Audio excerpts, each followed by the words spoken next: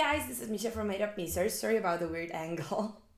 Today we're going to be looking at my eyeshadow palettes that live here on the shelf. Those are the ones I have like on display kind of. I'm going to be putting some of these in the drawer we did the last time.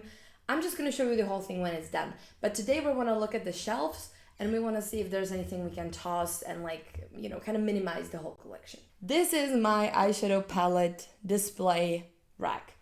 This is where I keep my perfumes. It's also a mess, but you know. And this is just where I keep some other random stuff below, which I'm not going to show you because it's a mess. So this is where we're at today.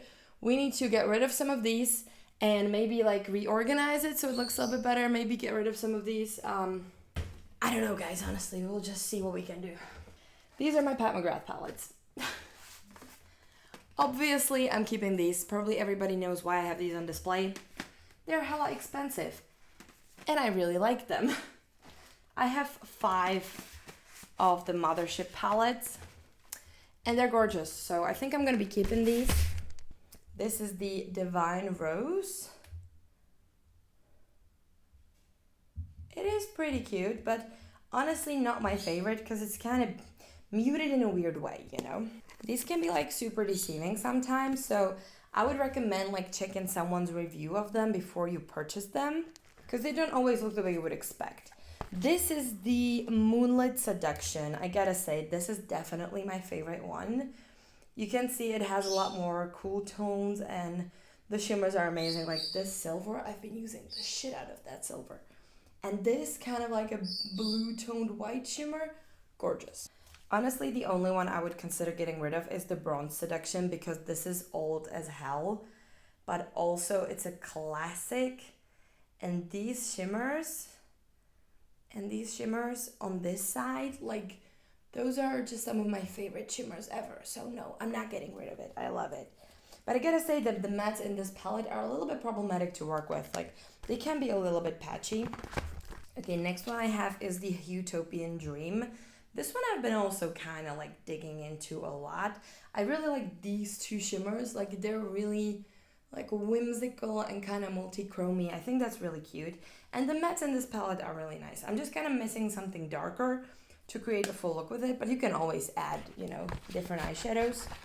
And the last but not least is the Divine Rose 2. And I have this one in like the pink, God, it's like a mirror. And like the pink packaging, it's so cute. And it looks like this. So this one is a little bit more, I don't know, it's kind of like muted in a way. Again, not my favorite really. I do like the mattes. I do quite like this shimmer down here. That is a really cute like peachy shimmer. But honestly, it's not the palette that I reach for the most. So if you ever considered getting yourself a Pat McGrath palette, I would definitely go for the Moonlit Glow one. That one is the best. Also, if you ever want to get the Pat McGrath palettes, I would highly recommend waiting for a sale. They do a sale like every year, basically. Okay, next are my Jeffree Star palettes. This is the Blue Blood. This used to be like one of my favorite palettes, but to be honest with you, I don't reach for it at all anymore, and it's very old. So I think I'm going to get actually rid of it because it's very bulky, and when you don't use it, it's kind of, you know, kind of a waste. This was my first ever Jeffree Star Cosmetics palette. This is Blood Sugar. And I gotta say, like, there's no better red than Cherry Soda. Like, this red is absolutely insane. Yeah, I'm gonna miss it, but it doesn't even smell good anymore. So I think I really gotta get rid of it. But this was an amazing palette, and I loved it so much. Okay, next palette in here is the Conspiracy palette. Again, piece of makeup history. I'm kind of... It's been well loved, I gotta tell you that.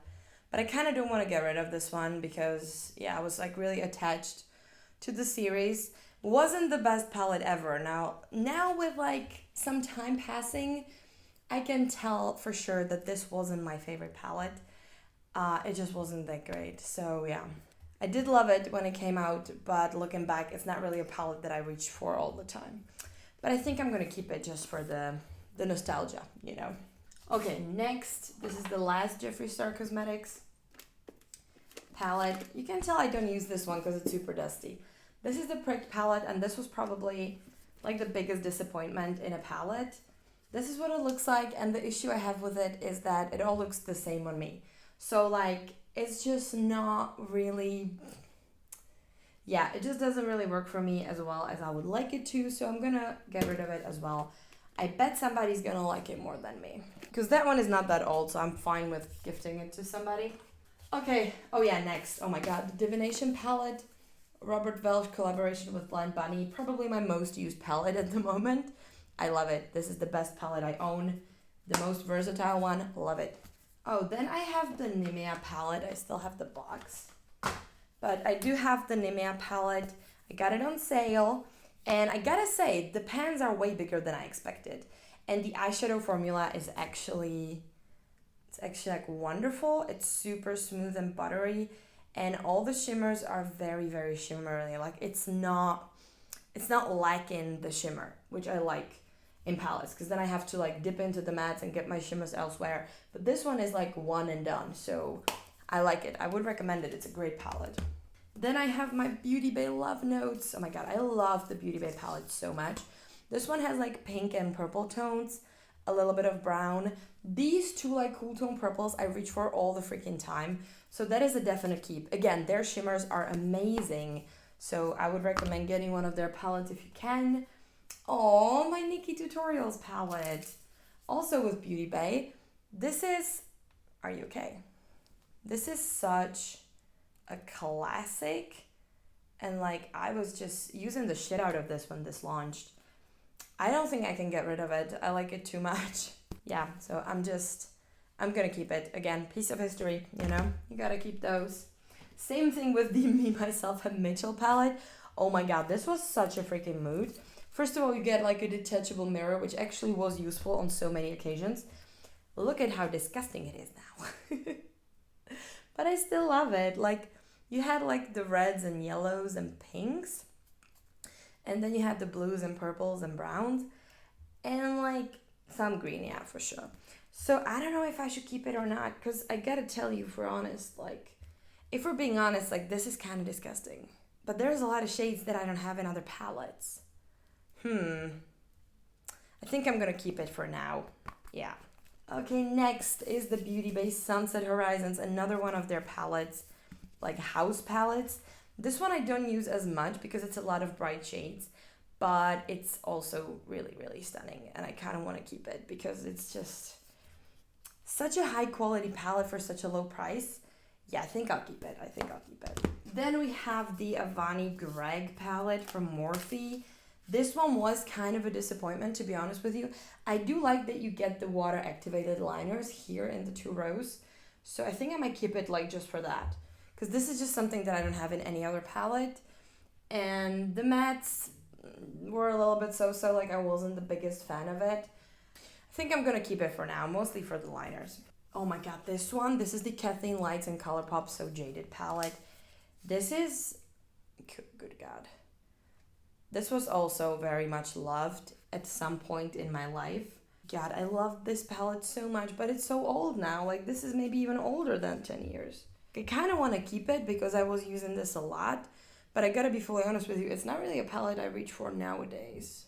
See, that's why I keep these on display, because like I don't reach for these as much, but this one is just such a cute... But I don't reach for it. You know what? I'm going to get rid of this one. I have to let some go. Then I have my Made by Mitchell palette. This is the original Got Milk palette, which is stunning. That is a keep. Then I have, again, from the first launch, this is the Feet on the Ground palette. Again, well loved. Those like muted camo shades are everything. Like, I'm not getting rid of this. And then we have the Head in the Clouds, which is, again, a gorgeous palette. A little bit more similar to the Got Milk one, but there are some awesome shades in this that I don't want to get rid of, so that is a keep. Then I have my Blind Bunny Sugar and Grunge palette, which, yeah, also well-loved. This is such a beautiful palette. Even the shimmers are amazing. Like, this whole, you know, OCD color-coded organization of the shades, I love that so much. So that is a keep, yeah. I'm not getting rid of any Blind Bunny eyeshadows. Those are so good. Next, I have my Morphe and Neon Fierce Fairy Tale palette. This one, it's cute. But to be fully honest with you, I'm not the biggest fan of it. Like, it's just not super often where I go for shades like these anymore. And even though they're nice, there's a lot of shades that do look kind of similar on me. Like these two pinks look basically the same on my face. Same thing with these two blues, even though they're so much different. They do look kind of the same on me. I don't know. Yeah, and these like yellows, same situation. So I'm a little bit on the fence. Like it's not bad quality wise, but I don't really reach for it. But also I don't have as many colorful palettes anymore. Damn it. Yeah, I think I'll keep it. I'm sorry. Oh my god. And the last piece of the makeup history is my Tati Beauty palette. Gotta be fully honest with you, I do not really reach for this anymore. But they're still amazing. Like this was such a good palette. But I think I gotta let go because it is looking kind of disgusting. Yeah, like it was good while it lasted. Let me swatch one of the glitters if they still work. Because this was like an amazing glitter formula. Sadly, I think it still kind of is. God damn it. Yeah, like there's more left on your finger because, oh, actually not really. Like I was able to get basically everything off my finger. Fuck, okay, well then I'll have to keep it because those glitters are like unmatched glitter formula. I kind of need those. Piece of makeup history. Yeah, and then this is where I keep my Jeffree Star approved mirror because I don't have anywhere else to put it, so that just kind of lives here with us. Yeah, damn, I didn't get rid of much, did I? Well, that is okay. Sometimes you don't have to throw stuff out when it's, kind of new and good. So now I'm going to clean up the shelf and maybe try to organize the stuff a little better so I can see it better and use it more, and I'll see you in a minute.